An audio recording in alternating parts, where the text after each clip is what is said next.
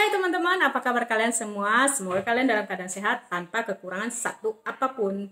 Nah teman-teman, di video kali ini aku mau cerita apa sih fasilitas yang kalian dapatkan kalau kalian mendapat izin tinggal di Denmark. Nah apa-apa aja gitu ya kan, karena selama ini aku cuma cerita ini.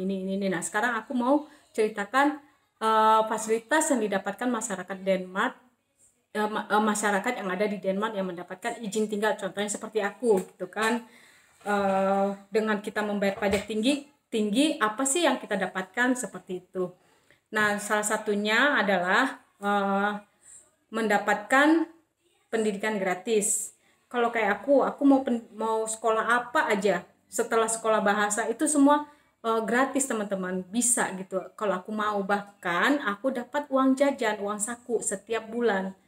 Uang sakunya itu sekitar, kalau dirupiahkan emang sih nggak sama ya setiap orang, tapi yang paling normal, yang paling rendahnya itu, yang normalnya didapat itu sekitar hampir 11 juta lebih, almost 12 juta ya, hampir 12 juta itu setiap bulan gitu kan. Kalau di kronerkan itu sekitar 5.300 gitu.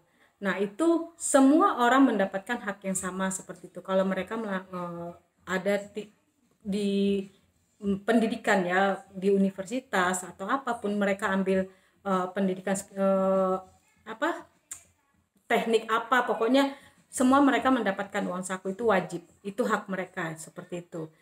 Kayaknya nggak banyak negara yang memberikan uang jajan buat studentnya, yang aku tahu ya. Nah di Denmark ini memberikan uang saku gratis dan pendidikan universitas sampai mereka mau ngambil fakultas apa itu semua gratis dan dapat uang jajan.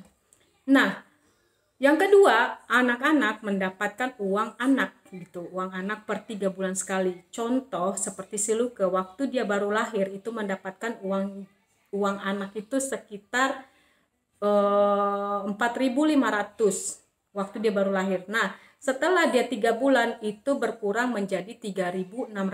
Kenapa? Karena pada saat dia umur bukan 3 bulan, 3 tahun dia sudah tidak menggunakan pampers lagi, jadi uangnya berkurang. Jadi sesuai dengan kebutuhan ya teman-teman gitu.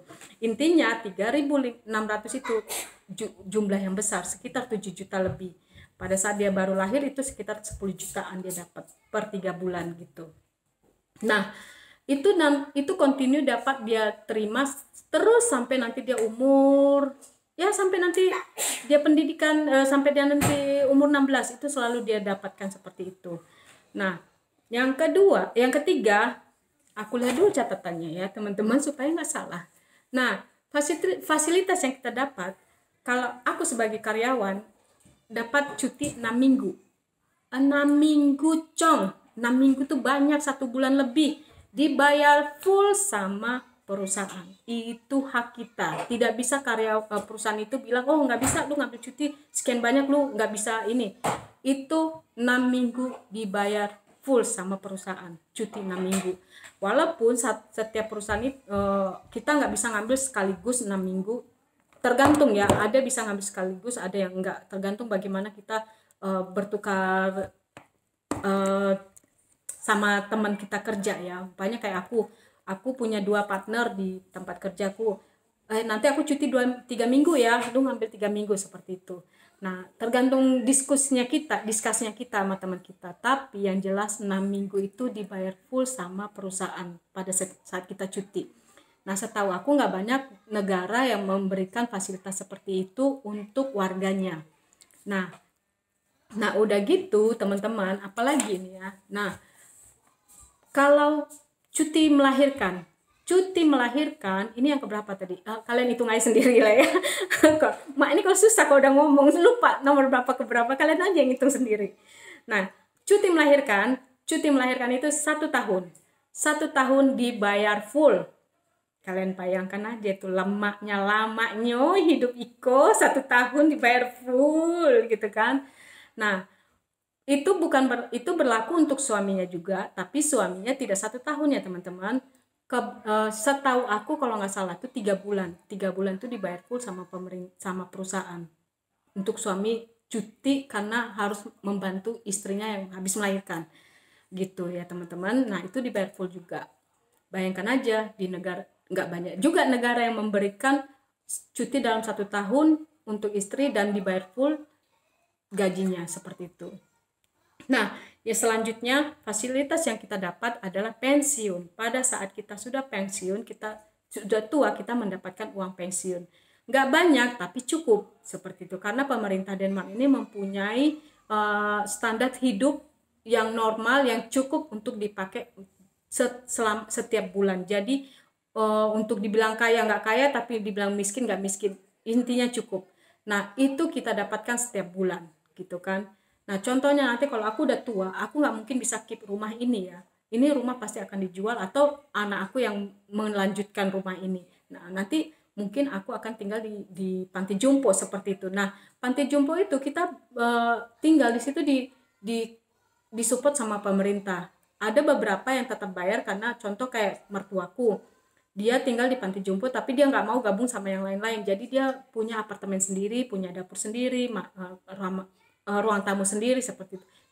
Dia bayar tapi bayarnya nggak banyak seperti itu ya kan. Intinya dengan uang pensiun dia yang sekitar 10.000 itu 10 ribuan ya, 20 juta itu cukup buat dia. Bahkan dia sering banget ngasih uang ke cucunya si Luke ini dan cucunya yang lain-lain gitu. Nah itu dia teman-teman. Nah selanjutnya uang anak tadi kan aku udah kasih tahu, udah ceritakan ya, uang anak yang per 3 bulan itu dia mau kaya mau miskin semuanya dapat. Nah selanjutnya kalau yang buat keluarga yang tidak mampu, di sini dibantu sama pemerintah, contoh untuk membantu membayarkan apartemennya, tempat tinggalnya itu pemerintah support gitu kan. Walaupun nggak semua tapi pemerintah sebagian ikut membantu mereka gitu supaya mereka tetap bisa membayar tempat tinggal mereka seperti itu ya teman-teman. Nah teman-teman yang selanjutnya buat para janda, nasib janda di Denmark ini bukan seperti nasib janda di negara yang kita cintai ya. Ada janda happy kalau dia punya banyak uang, punya banyak warisan atau punya banyak harta gono gini gitu. Nah tapi bagaimana janda yang tidak mempunyai harta gono gini? Pasti merana ya kan. Nah kalau di sini para janda itu mendapat support dari pemerintah. Kalau per 3 bulan ya uang janda, terus uang anak, pokoknya mereka tidak merasa kekurangan dan mereka sangat dibantu banget sama pemerintah. Apalagi kalau jandanya itu bekerjanya tidak terlalu bagus gajinya, pemerintah akan support itu. Nah seperti itu teman-teman. Jadi kenapa masyarakat di Denmark ini mereka selalu happy, tidak pernah worry sama kehidupan mereka selanjutnya, karena itu dia mereka tercover gitu. Jadi untuk dagdikduk aduh nanti kalau aku tua gimana, contoh ya teman-teman, kalau aku ada di Indonesia sekarang ini, kalau aku kadang waktu dulu aku suka takut gitu sama masa tua aku nanti tuh gimana ya gitu. Nah karena itu tadi pemerintah kita nggak memberi jaminan yang pasti buat masyarakatnya kalau mereka nanti di hari tuanya bagaimana. Tinggal pun di panti jompo itu, panti jomponya kurang layak, sangat prihatin ngelihatnya, sedih gitu kan. Nah itu menjadi ketakutan aku yang dulunya waktu aku masih ada di Indonesia, waktu aku menjadi jande ya kan. Nah seperti itu. Nah kalau sekarang kalau dibilang say lu mau nggak ntar kalau lu tua pulang ke Indonesia, jandanya di Indonesia jandanya mau jadi jande mulu tintus maksudnya kalau lu nanti udah tua mau pensiunnya di Indonesia nggak? Ngapain? Enggak lah, di Sindang aja nek gitu kan. Walaupun gimana gua udah settle di sini gitu. Makanya aku selalu kasih tahu ke anak aku, kalian harus bekerja, mencari pekerjaan yang bagus, saving money apa untuk kehidupan mereka gitu. Kalian nggak perlu pikirkan mamanya, karena aku di sini sudah settle gitu kan. Apalagi aku takutkan seandainya amit-amit yang baik aku janda di sini, aku sudah nggak perlu takut dengan kehidupan aku di sini, dijamin sama pemerintah, dijaga gitu kan. Karena selama aku bekerja, aku membayar pajak, aku punya hak untuk menikmati masa pensiunku nanti. Itu hakku mutlak, nggak ada manusia satu manusia pun yang bisa mengambil hak aku sebagai pensiunis nanti kalau aku sudah tua. Walaupun nanti anakku nggak peduli sama aku, itu nggak masalah, karena aku nggak bakalan terlunta-lunta dan mati kelaparan di jalanan. Itu nggak bakalan terjadi seperti itu, teman-teman. Nah, itu dia tadi teman-teman, fasilitas yang kita dapatkan dari pemerintah Denmark kalau kita dapat izin tinggal di sini gitu. Intinya kita tidak melakukan perbuatan kriminal dan tidak merugikan orang lain.